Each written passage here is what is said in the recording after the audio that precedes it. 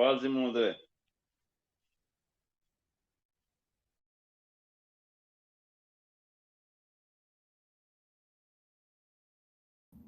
Agora, tá me ouvindo?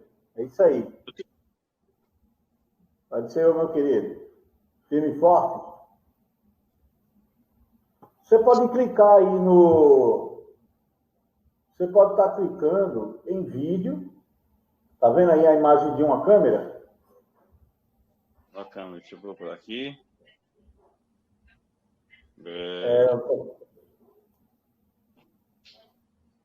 Cadê a câmera? Sim.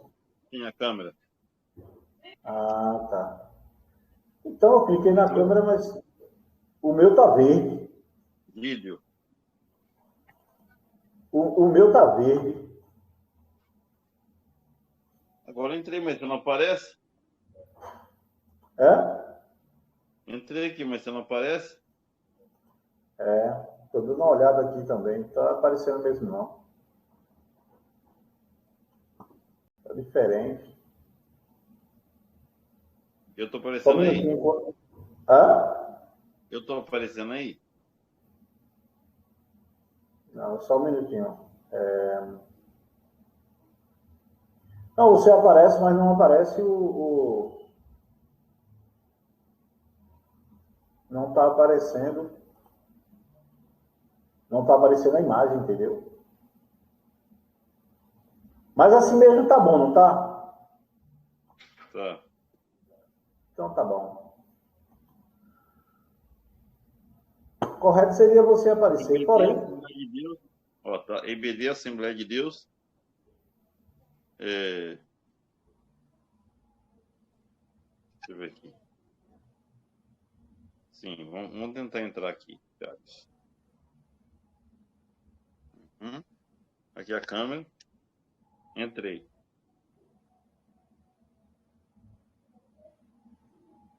Entrou. Opa! Você conseguiu entrar sim.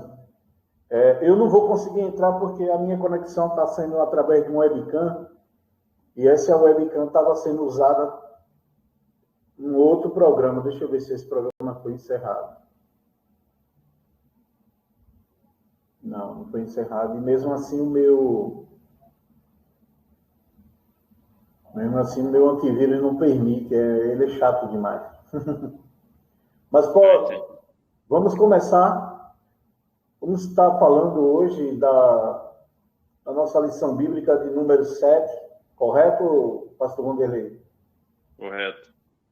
Pai do Senhor Jesus para todos que passarão a ouvir e a estar conosco também nessa videochamada. E eu vou compartilhar a minha tela com os irmãos, enquanto o pastor Wanderlei vai estar aí trazendo para nós o esboço da lição bíblica. Amém, irmãos? Saúdo a todos os irmãos com a paz do Senhor Jesus.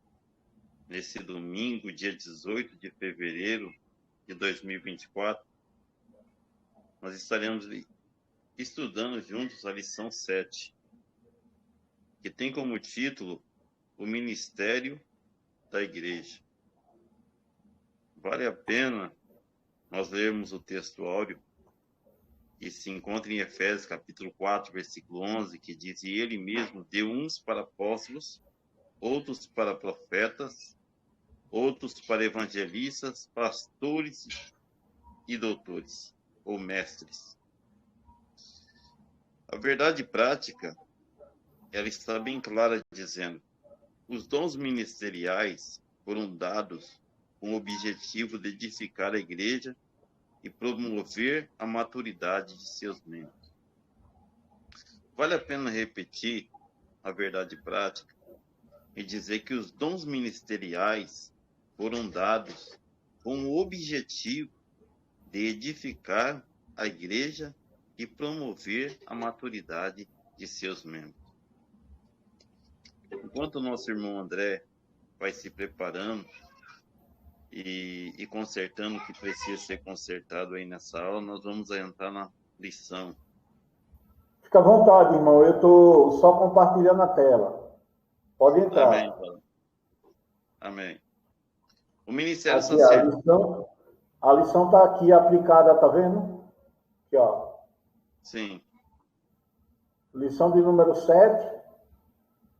O Ministério da Igreja, primeiro trimestre de 2024, EBD Adultos. Aleluia. O texto áureo, você quer que eu leia o texto áureo? Pode ler. Vamos ler o texto áureo conforme a permissão do irmão que vai aplicar a lição, o pastor Vanderlei. E ele mesmo deu uns para apóstolos, outros para profetas, e outros para evangelistas, e outros para pastores e doutores. Se encontra no livro de Éfesos, capítulo 4, versículo 11. Pastor Vanderlei acabou de falar a verdade prática, fala sobre os dons ministeriais foram dados com o objetivo de edificar a igreja e promover maturidade de seus membros. Pastor Vanderlei, fique à vontade. Amém.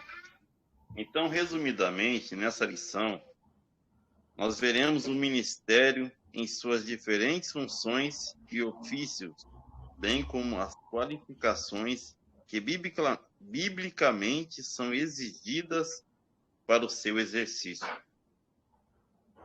E a primeira função do ministério é o ministério sacerdotal de todo crente, o sacerdócio do Antigo Testamento. Mas antes disso, eu quero dizer que a partir do momento que você aceita a Cristo Jesus, a pessoa ela se converte, ela entrega a vida dela para Cristo verdadeiramente, ela recebe então de Deus um dom maravilhoso. Um dom do ministério sacerdotal.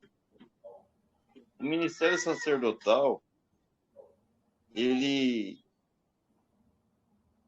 se encontra no capítulo de número, em 1 Pedro, capítulo 2, versículo 9, que diz assim: mas vós sois a geração eleita, o sacerdócio real, a nação santa, o povo adquirido, para que anuncieis as virtudes daquele que vos chamou.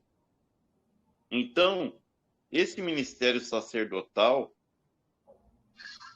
ele, na antiga aliança,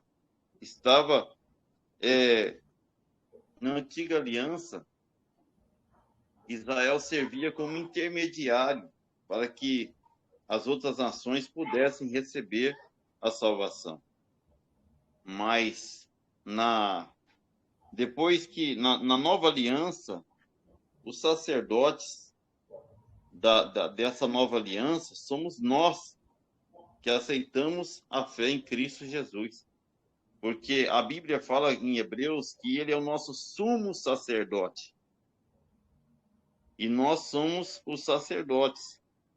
Mas, para falar sobre o sacerdócio, para entender o sacerdócio melhor, nós começamos no tópico 1, que diz assim: o sacerdócio no Antigo Testamento. A prática do sacerdócio é bem antiga entre os hebreus. Ele sai da esfera familiar para a esfera complexa. Prática cerimonialista. Dessa forma, a evolução do sacerdócio na antiga aliança, como segue. Primeiro começou através ali de Caim, que oferecia um sacrifício a Deus ali. Ele foi um sacerdote naquele momento. E Abel também ofereceu um sacrifício a Deus ali, ele foi um sacerdote. Mas o primeiro sacrifício que foi oferecido, não querendo sair do foco da lição, o primeiro sacrifício foi feito quando ali Adão pecou contra Deus no Jardim do Éden, e ele pegou folhas ali, fez ali uma roupa, uma vestimenta para ele. Deus não se agradou, foi lá e matou um animal, tirou a pele e fez roupa para Adão e Eva. Ali foi o primeiro sacrifício Depois nós vemos ali Caim fazendo sacrifício. No capítulo 4, e versículo 3 de Gênesis. Daqui a pouco nós vamos ver lá no livro de Jó, onde Jó ele fazia sacrifício, ele sacrificava para ele como um sacerdote, para ele e para seus filhos, caso eles pecassem contra Deus. Nós vemos também Abraão fazendo sacrifício, também da mesma maneira. E o sacerdócio ele tinha a função de fazer sacrifício por ele, pelo pecado dele e pelo pecado da nação. Então, o sacerdócio ele sai da esfera familiar da antiga aliança e ele passa à esfera cerimonial. Nesse sentido, nós vemos aqui no tópico 2, no subtópico 2 do tópico 1 da nossa revista, uma doutrina confirmada no Novo Testamento. O Novo Testamento apresenta o sacerdócio da antiga aliança como um tipo de Cristo. Sim, o sacerdócio da antiga aliança é um tipo de Cristo. Porque ali eles ofereciam sacrifício, animais, e aqueles animais não podiam, então, perdoar pecados. Mas eles cobriam.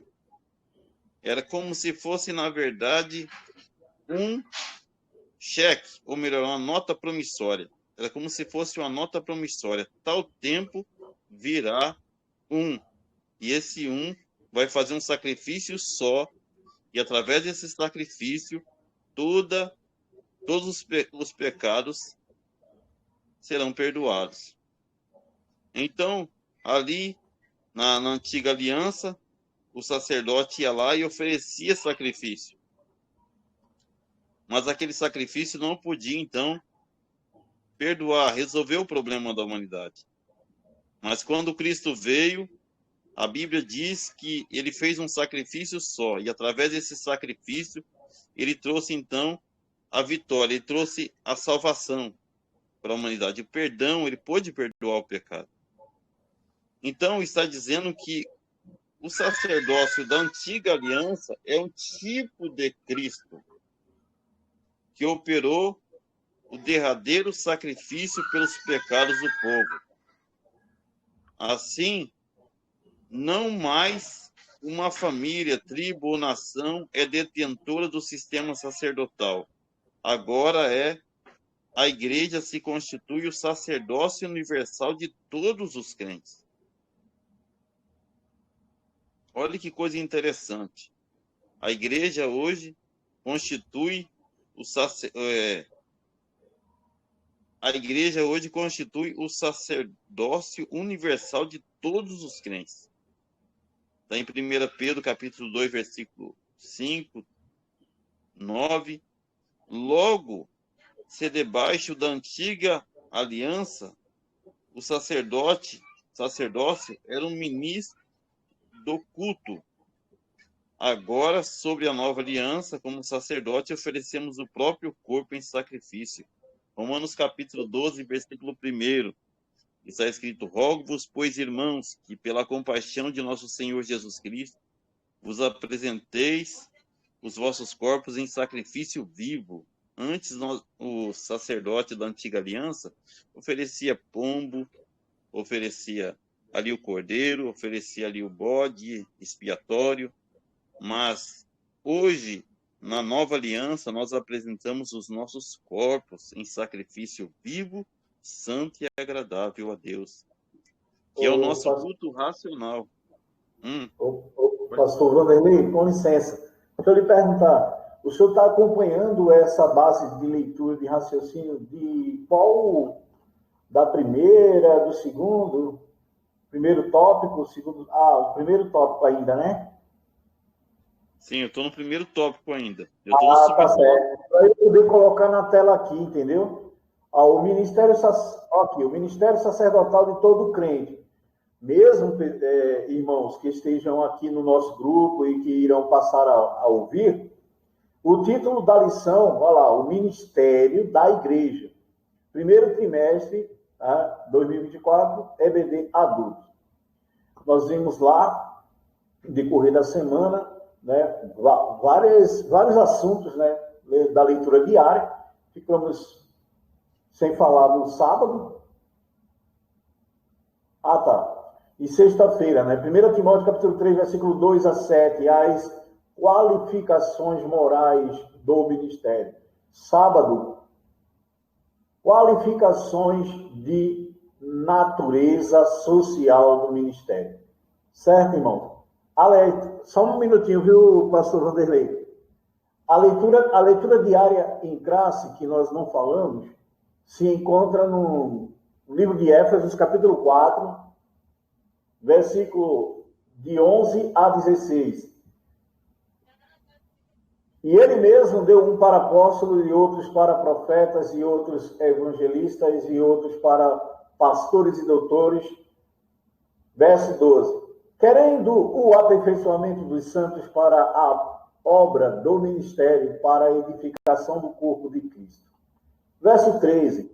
Até que todos chegamos à unidade da fé e ao conhecimento do Filho de Deus, a varão perfeito, à medida da estrutura completa de Cristo. 14. Para que não sejamos mais meninos inconstantes, levados em roda por todo o vento de doutrina, pelo engano dos homens, que com astutícia, né? Mas é astúcia, basicamente, enganam fraudulosamente. Verso 15. Antes seguimos a verdade em amor, crescemos em tudo naquele que é a cabeça, Cristo. Verso 16, para finalizar, do qual todo o corpo bem ajustado é ligado pelo auxílio de todas as juntas, segundo a justa operação de cada parte. Faz o aumento do corpo para a sua edificação em amor. Então, o pastor Vanderlei seguiu falando a lição bíblica dominical. Mesmo tendo aqueles títulos, mesmo tendo o tema, a própria lição bíblica dominical está falando aqui no primeiro tópico, o ministério sacerdotal. E aí o pastor Vanderlei está entrando justamente a respeito dos sacerdotes, a respeito do sacrifício, só porque a própria lição, ela exige que a gente fale desse ministério. Tá bom, irmãos? Pastor Vanderlei, pode continuar. Amém, meu querido. Muito obrigado pelo reforço que você nos deu aí. Então, foi até bom você ter falado que a minha mente, o Espírito Santo me deu uma benção aqui. Então, nós estamos falando a respeito do ministério sacerdotal de todo crente. E nós aprendemos que o ministério, ele iniciou ele iniciou na esfera familiar, no Antigo Testamento, e depois ele passou na esfera cerimonial, na lei de Moisés. E hoje, nós, através da Bíblia, a palavra de Deus, no Novo Testamento, está dizendo que, no capítulo 8, versículo 1, que o sacerdócio do Antigo Testamento é um tipo de Cristo. Onde hoje Cristo é o nosso sumo sacerdote e nós somos o sacerdócio, a igreja é o sacerdócio, no capítulo 2, vai dizer de 1 Pedro, né? Mas vós sois a geração eleita, o sacerdócio real, a nação santa, o povo adquirido, para que anuncieis as virtudes daquele que vos chamou das trevas para a sua maravilhosa luz. Então, o sacerdócio do Antigo Testamento, tanto o da esfera familiar quanto da esfera cerimonial da lei, é um tipo de Cristo. Está em Hebreus capítulo 8, versículo 1, que é um tipo de Cristo. E, resumidamente falando, né, como eu já estava dizendo para os irmãos, essa doutrina do capítulo 2, versículo 9, ela foi resgatada, ela teve que ser resgatada. A lição está bem clara dizendo que no catolicismo romano, o sacerdote só se refere ao padre, ao bispo, ao líder da Igreja Católica como sendo sacerdote. Mas quando ela foi resgatada na Reforma Protestante de Lutero. Lutero viu que isso estava errado e observou as Escrituras e viu que isso estava errado e resgatou isso, e aí passou a dizer que todos os crentes são sacerdotes e têm esse ministério sacerdotal. Como sacerdote, todos nós somos iguais. Não existe diferença entre o pastor, o membro, todos são iguais. Todos nós somos sacerdotes do Senhor. Ele é o nosso sumo sacerdote e nós somos sacerdotes. Qual o sacrifício que nós oferecemos? O nosso próprio corpo. Romanos capítulo 12, versículo 1.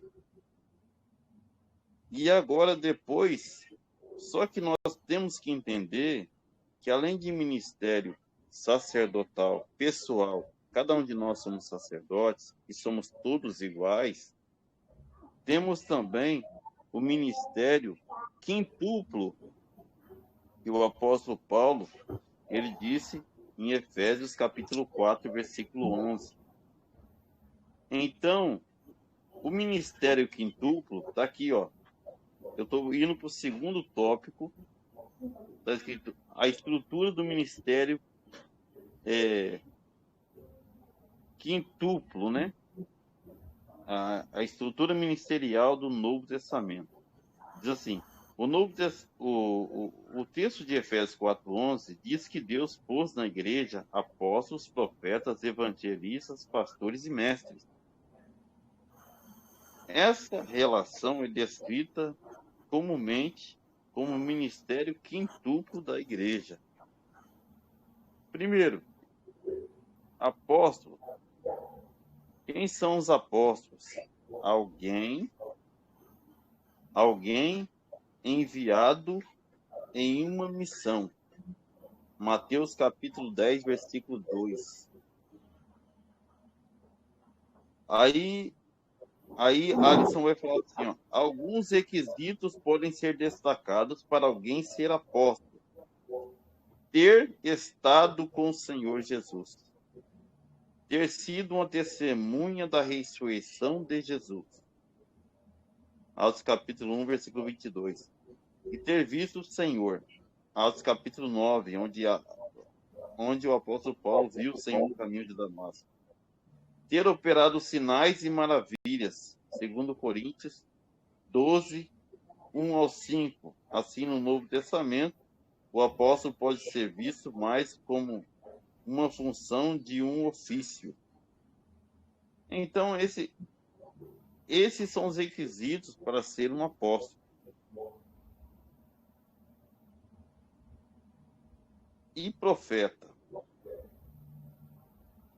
O profeta era alguém inspirado com autoridade para falar em nome de Deus. Nesse aspecto, ele era um porta-voz de Deus no Novo Testamento. O profeta, ele exortava e consolava. Atos 15, 32. E trazia a revelação do futuro. Atos capítulo 11, versículo 27 ao 29. Contudo, a Escritura distingue o ministério de profeta de dom de profecia. Assim, somente alguns eram chamados para ser profetas, Efésios capítulo 4, versículo 11, enquanto todos poderiam exercer o dom de profecia. Aqui nós estamos vendo uma distinção entre profeta e o dom de profecia. Isso significa quando se relaciona aos dons, qualquer um pode ter o dom de profecia. Agora, profeta era só alguns que eram escolhidos por Deus. Voltando agora para cima, os apóstolos, nós vemos que hoje existem muitos que querem ser apóstolos, mas não cobrem esses requisitos que estão aqui em cima para ser um apóstolo. Então, nós vemos aqui os profetas, que existem poucas pessoas que são escolhidos para ser profeta. Não são todos que são profetas. Evangelistas é alguém cujo ministério é centrado na salvação de almas. Se você é uma pessoa que ganha almas, é um ganhador de almas, que tem um desejo de ganhar almas, que vai atrás das almas, que você é um evangelista. Você tem esse dom de ser evangelista. Pastores e mestres. Pastor é o que apacenta o rebanho. Quem são os pastores? Os que apacentam o rebanho de Deus, que cuidam das ovelhas do Senhor. E os mestres são aqueles que ensinam. Aqueles que estudam profundamente e ensinam a palavra de Deus. Essa é a diferença. Apóstolos, profetas, evangelistas, pastores e doutores. Apóstolos têm seus requisitos para ser um apóstolo. Profetas também. E existe uma diferença entre profeta e dom de profecia. Qualquer um pode ter o dom. É só buscar de Deus, que é um dom do Espírito Santo de Deus. Mas ser profeta, só alguns que podem ser. Evangelistas são aquelas pessoas que vão atrás das almas. Pastores são aqueles que apacentam o rebanho de Deus. E mestres são aqueles que estudam profundamente as Escrituras e ensinam a outros. Quer falar alguma coisa, pastor André? Meu nobre, estou seguindo aqui sua base de leitura, está corretamente certa. A gente está seguindo as Escrituras Sagradas. O mais engraçado é que, eu quase não quero falar, né? Mas eu acabo falando. É que o ponto-chave, tem muitos pontos-chave dentro dessa lição de hoje. E uma hora só não daria para nós aplicar ela toda, tá? Com todo o entendimento, com toda a dinâmica, com perguntas e respostas. Por quê? Porque tem pessoas que ficam em dúvida. Na realidade, tem pessoas que acham que estão somente, se colocam num lugar, numa posição. Vamos lá, você falou aqui sobre profeta, né? Você falou não, né? Está na lição bíblica. Se as pessoas querem realmente aprender a palavra, elas têm que ler a palavra e participar, né? Tanto do ensinamento, no culto de ensino, quanto da escola bíblica dominical, porque dentro de casa, me desculpe, nem todo mundo tem esse cuidado, né? Aquilo que o pastor falou ontem, o nosso pastor presidente, o pastor Ercílio, falou, e eu me edifiquei bastante, porque quando eu ouço a palavra de Deus, ela move dentro de mim e ela cria edificações dentro de mim. Mas quando a gente ouve asneira, não dá para a gente se edificar. Entendeu? A Escritura deixa bem claro, João 7,18, as pessoas não podem falar de si mesmo quando subir o púlpito, entendeu? Não podem. Porque no momento que a pessoa está ali para pregar a palavra de Deus, as almas estão sedentas. Você falou sobre almas sedentas, evangelizar. Evangelista é aquele que vai atrás das almas e evangeliza. O pastor cuida das almas, apacenta as ovelhas, né? Olha só. Meu amigo, eu fico pensando, como é que as almas se edificarão se você falar só de você mesmo? É verdade. deveríamos sempre ter, sabe o quê? Um dinamismo, ensinando as pessoas como se portar no púlpito, ou nas suas oportunidades, ou nas suas pregações. Porque, às vezes, tem pessoas que acham que é de todo jeito, que vai, chega ali e fala o que quer. Não pode ser. A Escritura deixa bem claro que você precisa ser uma pessoa tem que ser uma pessoa que estuda bastante a palavra, né? Tem que ser estudioso da palavra. Não vai falar a palavra de todo jeito. E outra coisa, falar a palavra. Vamos lá, você pega a Bíblia, vai ler a Bíblia, beleza, está lendo a palavra, amém. Se você não tem conteúdo para falar, deixa somente no versículo da Bíblia e se sente.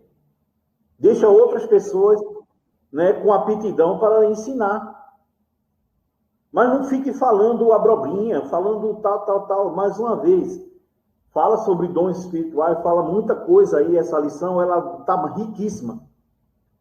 Hoje, por conta de motivo físico, né, do nosso congresso, do congresso que começou ontem, hoje e amanhã, não tem EBD. Mas a lição em si, ela tem que ser continuada, tá certo? Ela tem que ser estudada, ela tem que ser aplicada. E, como o pastor falou, que a palavra é a palavra que edifica mesmo. Não é outra coisa. Não adianta eu falar em muitas línguas e não tiver a palavra, vivendo a palavra. Entendeu? Isso é passar tempo, isso é perder tempo. E ele me deixou muito feliz, né? Porque ele me deixou muito feliz ontem ouvindo verdadeiramente a palavra, certo? Me emociona, eu gosto dos hinos, mas não.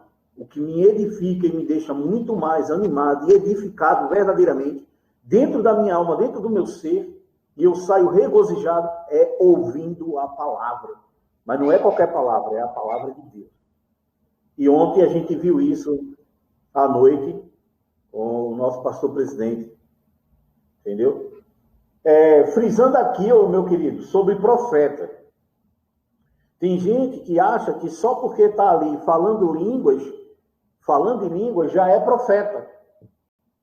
Conheço muitas pessoas que acham que profeta, qualquer hora, qualquer instante, está profetizando. Entendeu? As pessoas se emocionam, não é problema nenhum se emocionar, só que a Escritura também deixa bem claro, o próprio Paulo fala, livro de Gálatas, livro de Éfeso, ensina como a igreja tem que se portar.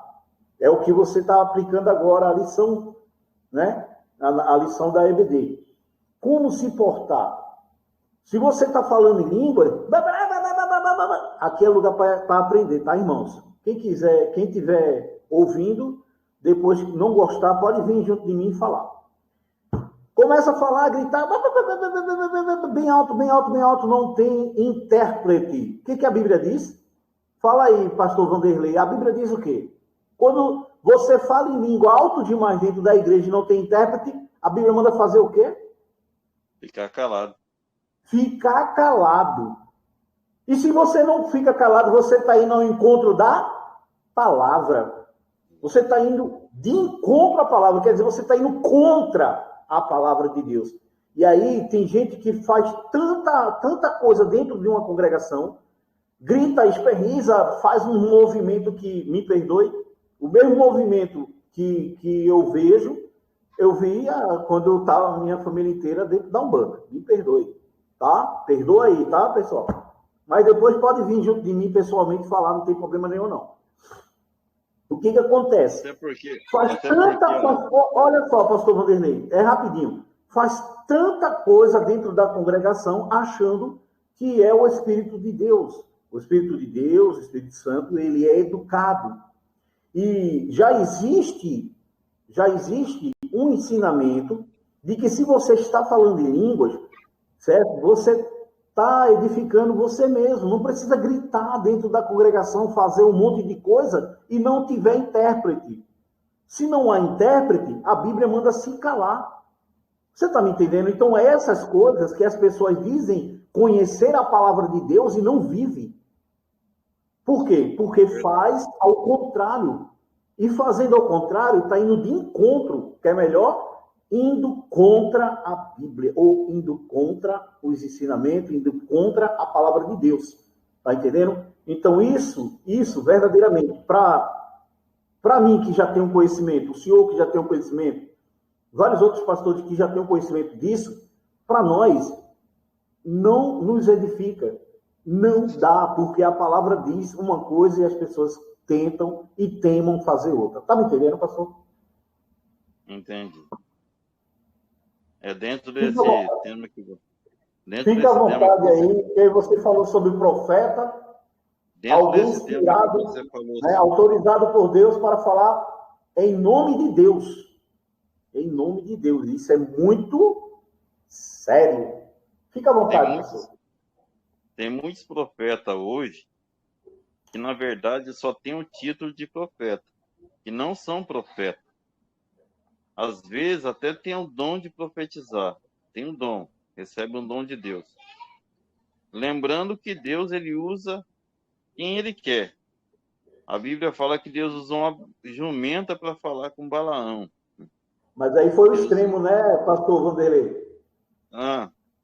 Balaão era um feiticeiro, nunca foi sacerdote de Deus, de nada, tá certo? Para começar. Não, aqui é uma EBD, rapidão. Balaão nunca foi sacerdote de Deus, muito pelo contrário. Ele era um homem, sacerdote de um outro aí, que eu não vou falar no momento, e ele amaldiçoava, ele era um ser que amaldiçoava. Eu já cheguei a ouvir pessoas dizer, não, porque Balaão, por conta do dinheiro, ele era de Deus, mas por conta do dinheiro se corrompeu e foi chamado para amaldiçoar, e Deus falou. No extremo, né, pastor? Ô, pastor, no extremo, escuta bem, rapidão. No extremo, aqui nós temos essa oportunidade de termos esse diálogo. No extremo, o Balaão, você pode ver que um dos seres que ele servia apareceu a ele e falou com ele para ele amaldiçoar. Um dos seres. Tá? Como pode ter sido Deus? Aí Deus manda amaldiçoar, depois Deus manda desamaldiçoar, não amaldiçoar? Não. Balaão servia a outro ser, certo? E quando chegou no extremo, aí foi quando o anjo do Papai do Céu falou, né, o porta-voz de Deus, amante de Deus, teve que falar utilizando o instrumento que estava mais perto dele, que ele mais usava.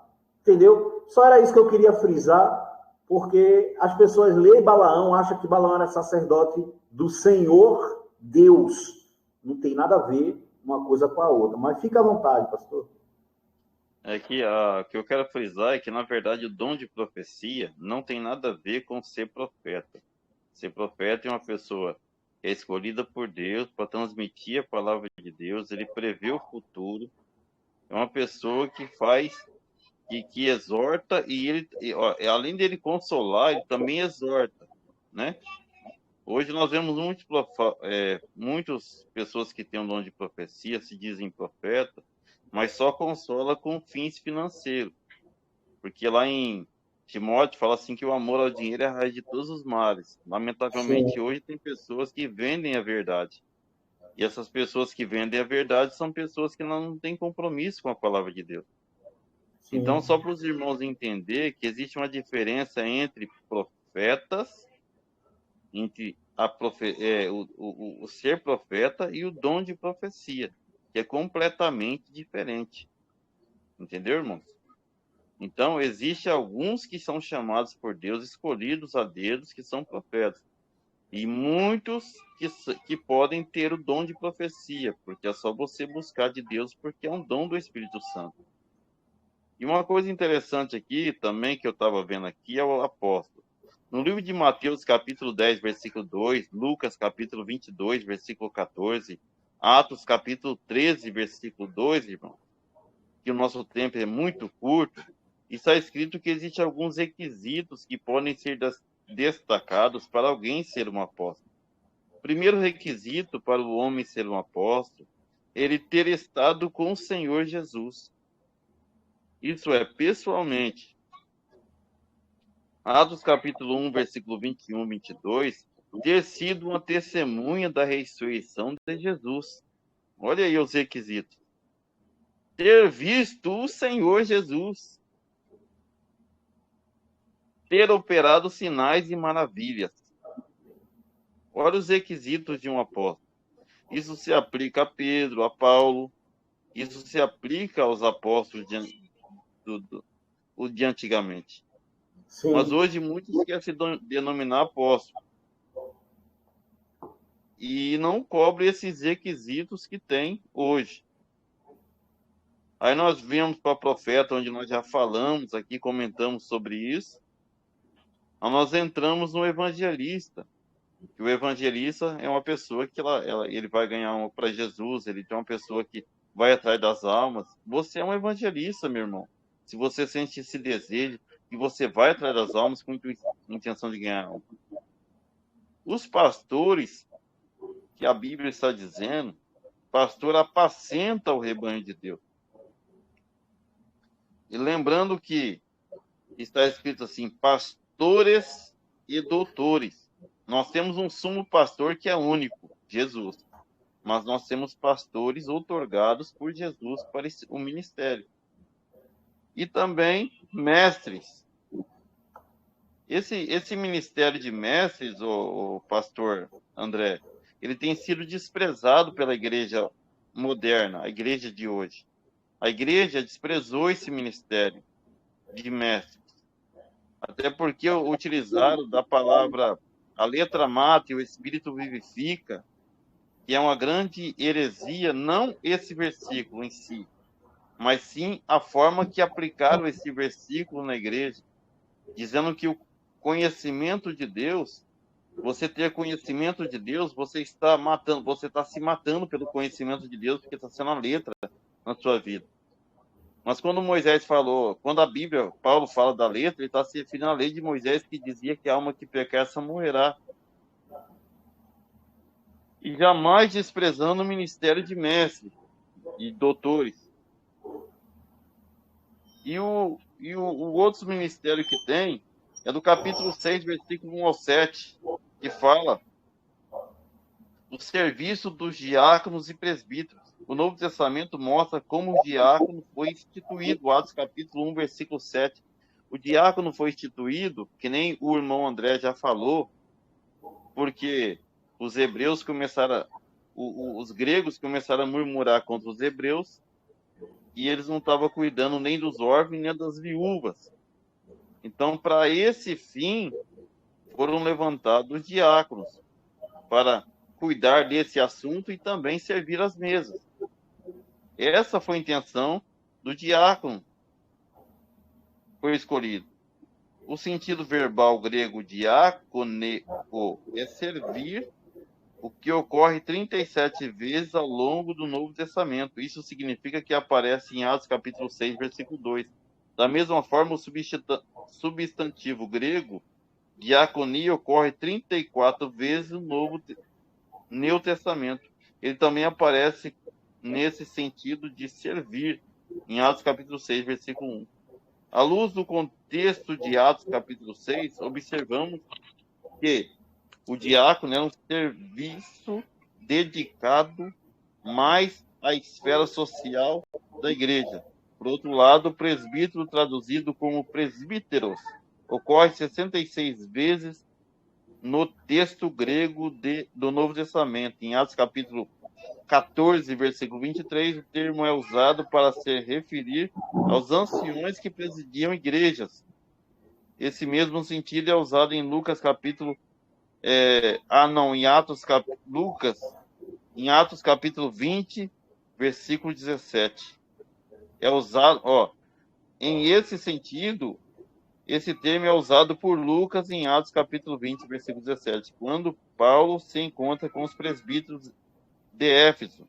Dessa forma, o presbítero era alguém que supervisionava, presidia ou ainda exercia alguma função pastoral também. Ô, pastor, só um minuto. Uma coisa muito importante que o senhor leu aí, tá? O senhor falou em Atos dos Apóstolos, eu vou até grifar aqui. Em Atos dos Apóstolos, o termo é usado para se referir a quem?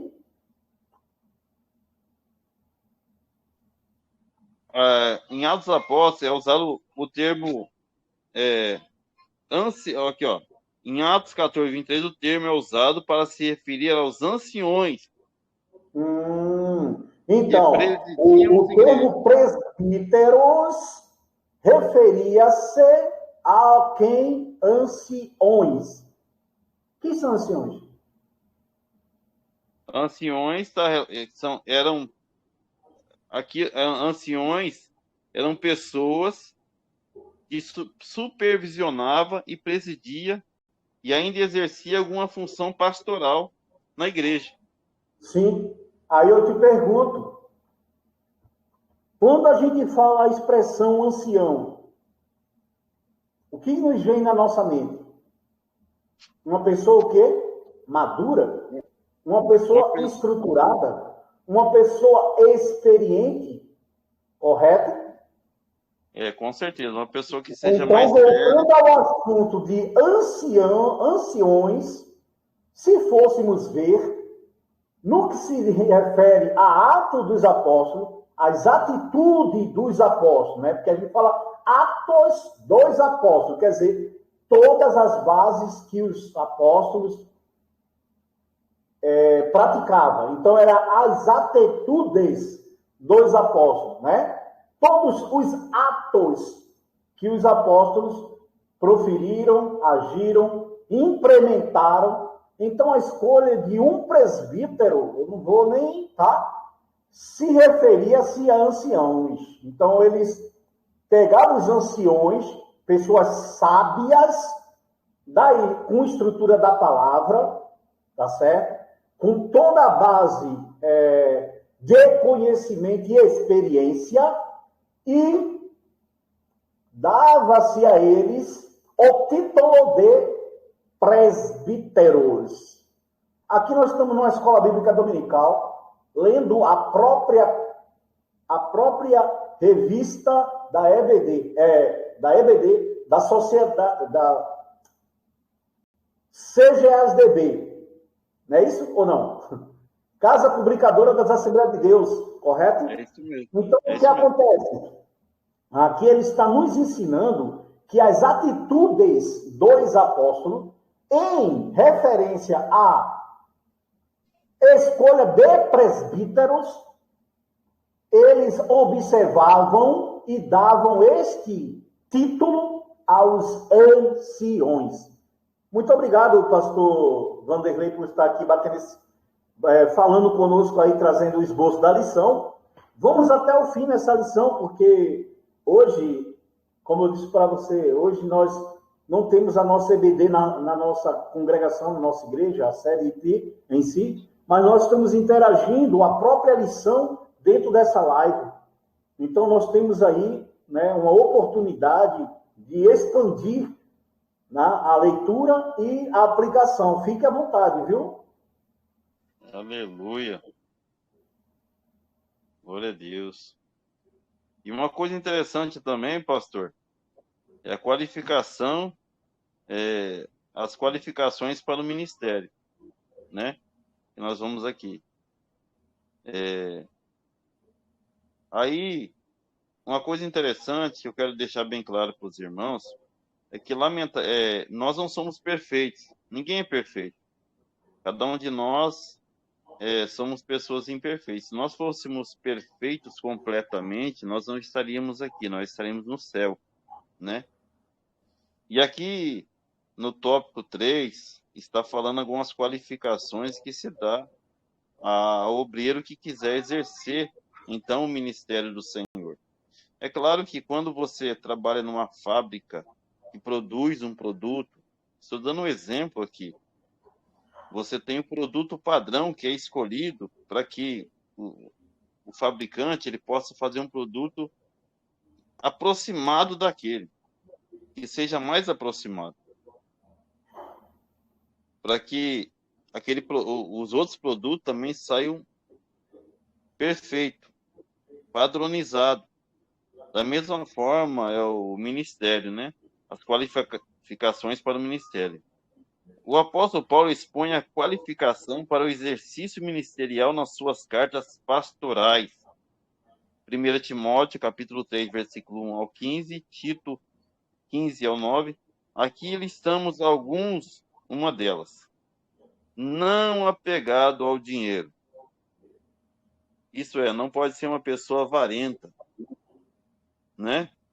Não apegado ao dinheiro, que não seja uma pessoa avarenta. Ou seja, não avarento. 1 Timóteo, capítulo 3, versículo 3. Ser irrepreensível. Uma pessoa irrepreensível.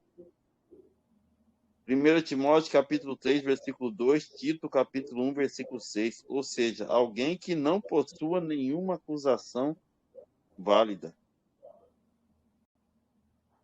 Isso se requer daquele que quer exercer o ministério na casa de Deus. Se você tem um desejo de exercer o ministério na casa de Deus, você tem que buscar esses requisitos na sua vida. Primeiro, Timóteo 3,10, o que não significa ausência de pecado. Ser alguém que não possua nenhuma acusação válida,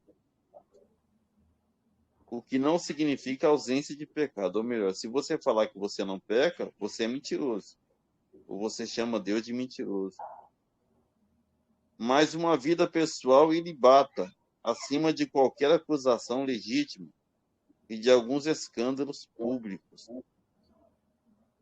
Então, lamentavelmente, existem muitos obreiros hoje, existem muitas pessoas exercendo as funções aí, que lamentavelmente não pode, estão exercendo, mas estão envergonhando o evangelho, fazendo coisas que escandalizando o nome de Deus. E isso, lamentavelmente, tem trazido um transtorno muito grande. Mas Jesus disse que ai daqueles da onde o escândalo vier, melhor que tivera nem nascido. Isso é qualificação de natureza moral. Qualificação de natureza social. Ao longo das cartas pastorais, verificamos também a necessidade de qualificação da natureza social e tais como aspirante ao ministério não pode ser soberbo, isto é, arrogante e orgulhoso. Tito, capítulo 1, versículo 7. Não pode ser soberbo. Se não pode ser soberbo, tem que ser humilde. A humildade precede a honra. O que é ser humilde, irmão? É você reconhecer que você sempre vai ter alguma coisa para você aprender. Agora, quando o obreiro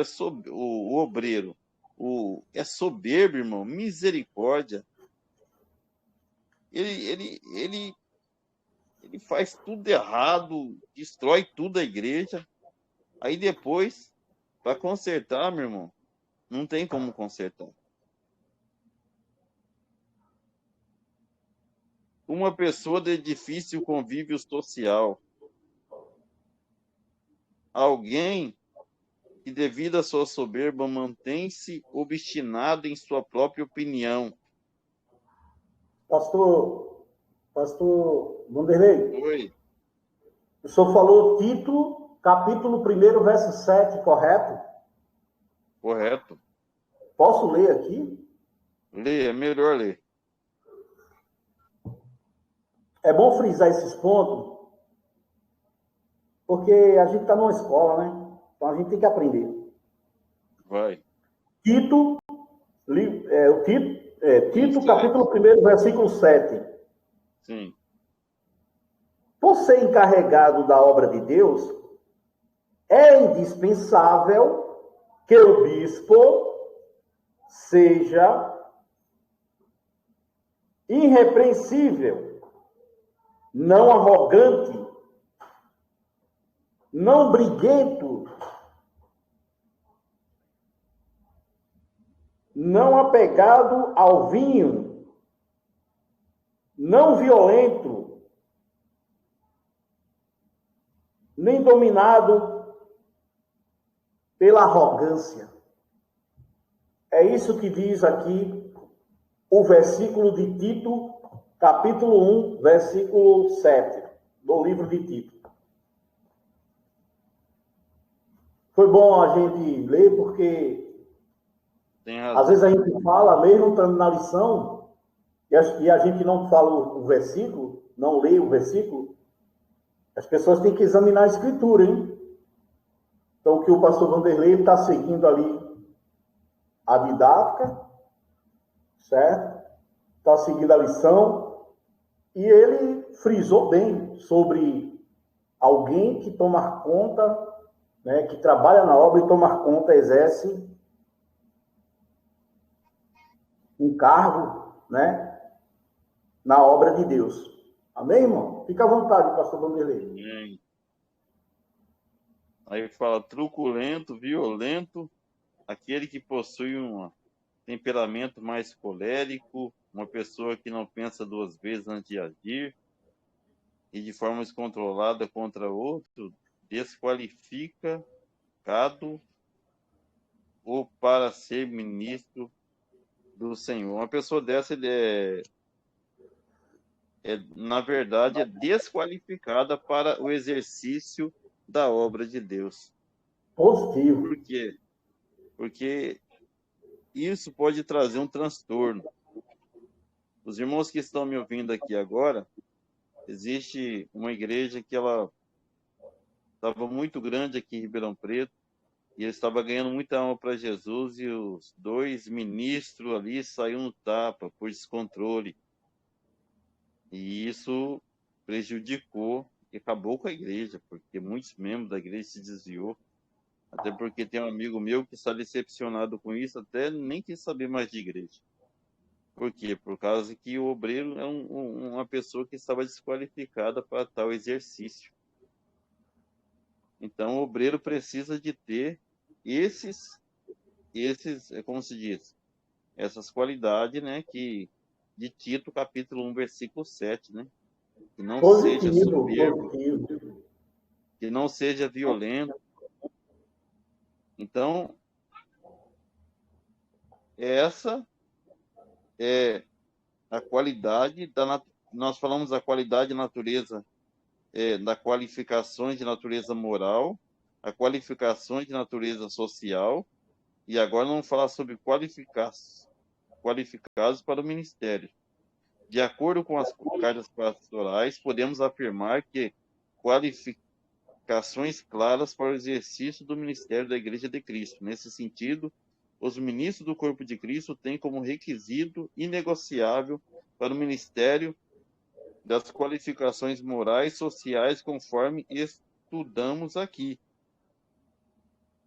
Então, se o obreiro for, que nem Tito, capítulo, deixa eu até abrir aqui também, irmão. É bom ler, que nem o pastor acabou de falar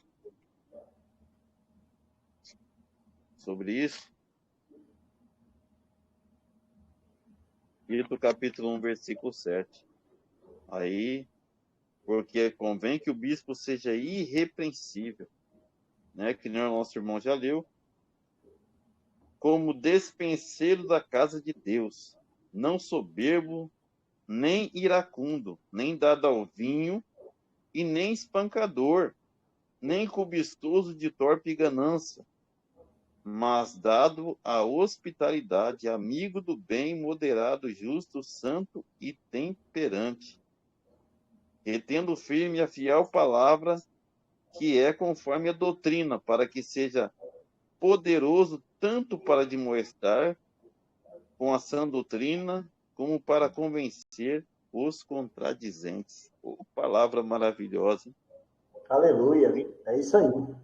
E uma coisa interessante, pastor André, é que, lamentavelmente, hoje tem pessoas que se denominam pastores, obreiros da casa de Deus. Eles mesmos se consagram. E alguns são consagrados por obreiros que têm interesse financeiro, interesse que em dinheiro e começa a consagrar esse povo para que esse povo possa contribuir financeiramente com eles. Mas a obra de Deus não pode ser dessa forma. A obra de Deus na terra, ela tem que seguir o padrão dos apóstolos, né? Os apóstolos têm que seguir o padrão dos apóstolos, porque os apóstolos foram escolhidos por Deus para esse fim. Então, tudo que os obreiros, toda a palavra, irmãos, que os obreiros, qualquer coisa que a igreja ia fazer, eles observavam, então, as instruções dos apóstolos. Então, lamentavelmente, hoje, existem muitos obreiros que se dizem obreiros, que são falsos obreiros. Existem falsos pastores, existem falsos presbíteros, existem falsos diáconos, existem falsos evangelistas. Existe o falso e o verdadeiro. A questão hoje é que muitas pessoas têm lutado contra o falso, porém, têm generalizado dizendo que tudo é falso. Quando você diz que existe o falso, você não está errado, mas quando você generaliza, aí sim você está errado. Porque lá, graças a Deus, existe o remanescente fiel que não deixou a palavra de Deus e que não mudou de maneira nenhuma, continua na mesma palavra e seguindo a doutrina dos apóstolos, dos ensinamentos dos apóstolos. Então, eu quis ser breve na lição e rápido, e existe algum ponto que você não entendeu, você faça pergunta aí na live aí, e nós vamos estar respondendo para você. Verdade, vocês podem... A gente está abrindo agora um espaço, mas antes da gente abrir espaço, querido irmão, pastor Vanderlei, fala para nós aqui, até o ponto de fidelidade. Veja mais embaixo, tem aí, Sinop. Auxílio teológico. No auxílio teológico. Claro, essa base aí é a base que a gente sempre lê para poder ter uma gama de esclarecimento, né? Que a própria lição de professor nos auxilia, né? Para nós aplicarmos. Mas fala esse auxílio teológico aí, para os irmãos entenderem qual é a gama da base que a revista ela faz com que a gente busque para poder aplicar. Fala esse auxílio teológico aí, por gentileza. O chamado para o ministério. Paulo salientou com muito critério uma importante verdade concernente à diversidade de ministérios. Romanos, capítulo 12, 3 a 8, 1 Coríntios, capítulo 12, versículo 1 ao 30. Dentro da admirável unidade do corpo de Cristo, produzida pela obra do Espírito Santo, há uma rica diversidade.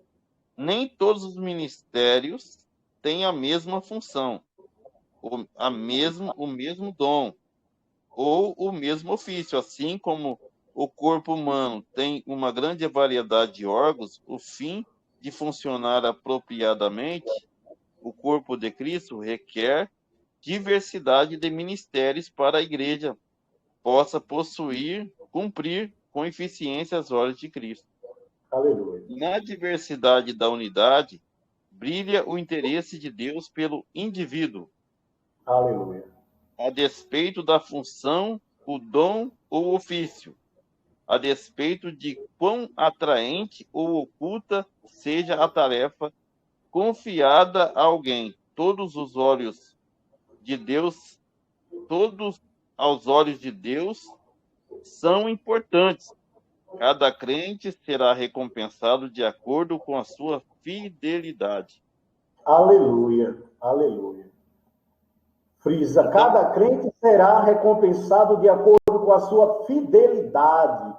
Outra coisa maravilhosa, é na diversidade da unidade. Entendeu, irmão? Maravilhosa essa expressão, essa palavra aqui. Eu não vou entrar para não ir muito além. na diversidade da unidade. O corpo de Cristo é um, único, único. Porém, existe a diversidade de membros, certo? Assim como um corpo humano tem diversas partes, certo? Mas é um corpo humano, o meu corpo é um. Ele não é dois, não é três, é um. Então, a gente temos que observar esta parte, diversidade da unidade, de que os outros membros também são importantes. A gente não pode dizer, a mão não pode dizer para os dedos, um perto do outro, não pode dizer para eles, ó, você não é importante. Entendeu? O braço não diz para o ombro, ó, você não é importante. Todos são importantes porque todos somos um.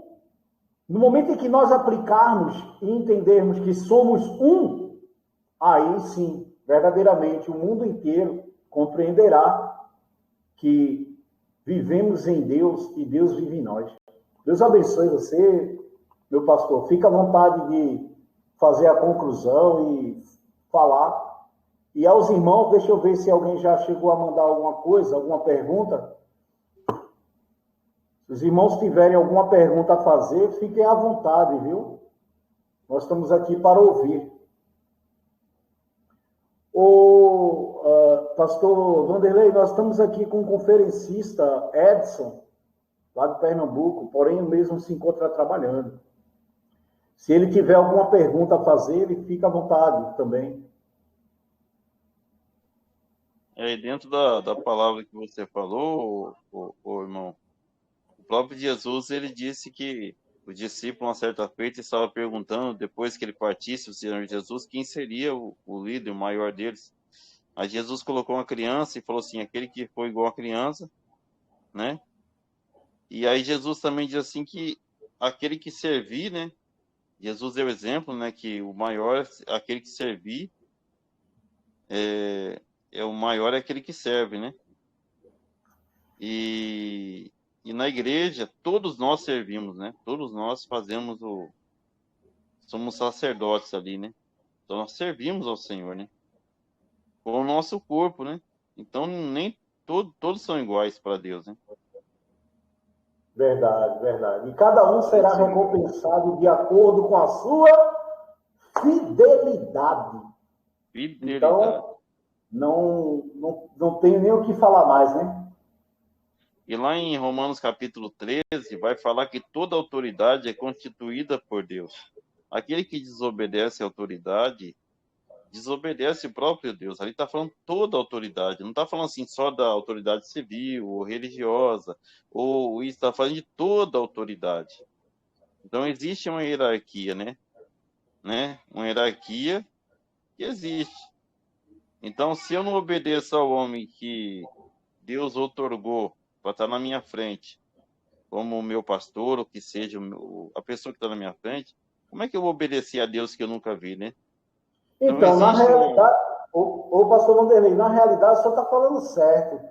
Mas tem pessoas que acham que Deus fala com ela, mas ela não obedece o pastor. Para essa pessoa, veja bem, essa pessoa está sempre tendo algum tipo de afronta com vários pastores.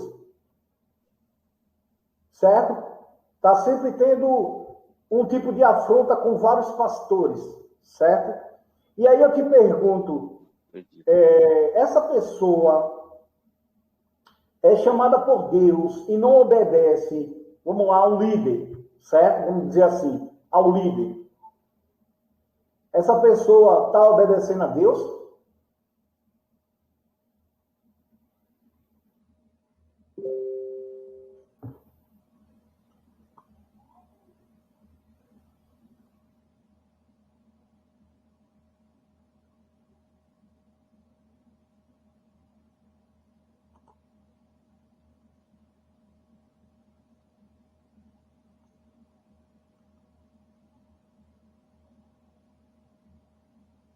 Pastor Vanderlei? O pastor Vanderlei, ele se ausentou. Então, o pastor Vanderlei, ele falou a respeito da autoridade, né? Toda autoridade é constituída por Deus. Certo, irmãos? E toda autoridade é constituída por Deus. Vamos ver aqui.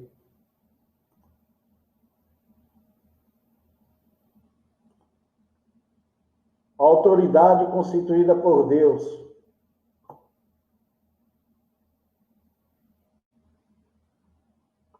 Romanos 13, de 1 a 2.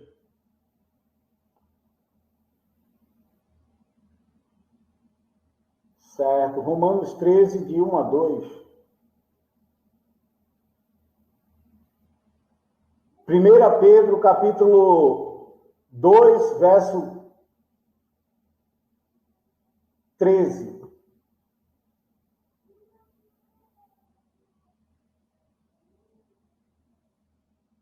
Então, 1 Pedro, capítulo 2, verso 13.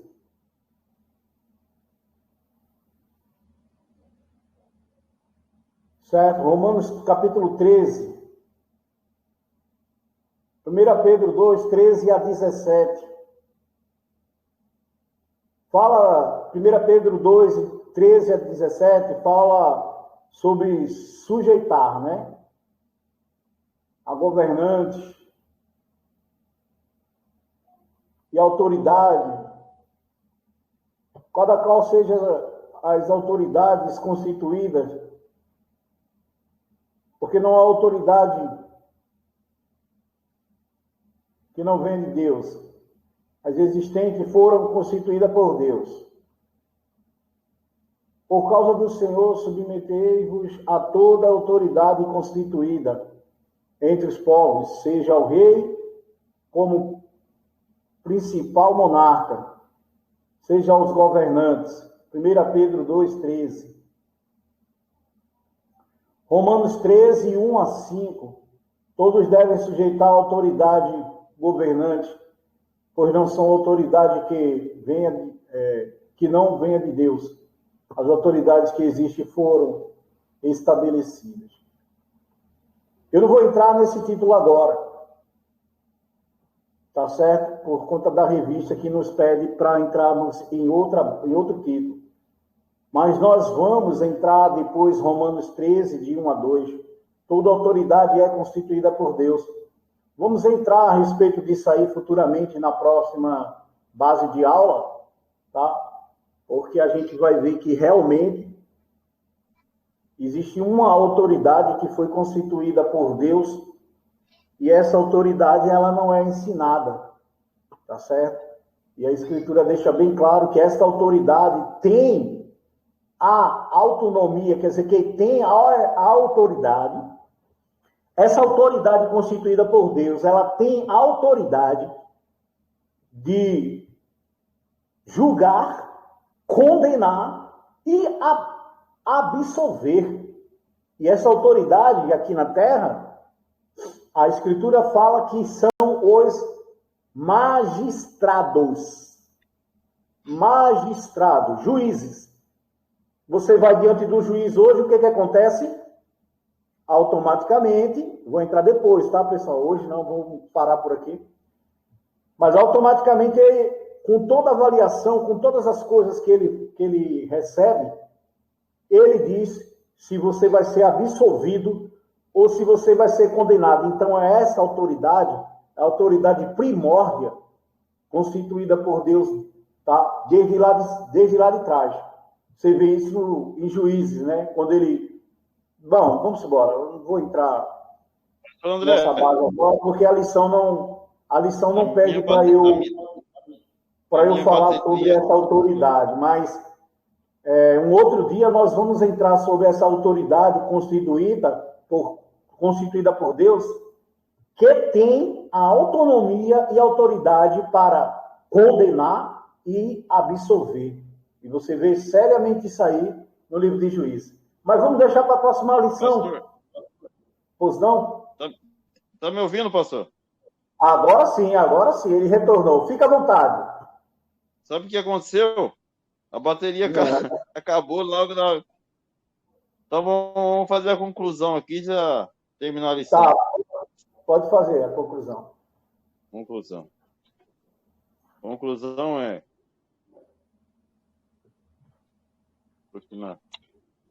Vou concluir aqui.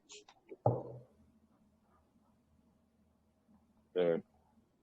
Nessa lição, vimos o ministério sob diferentes aspectos. Vimos que a doutrina do sacerdócio universal dos crentes é inteiramente bíblica.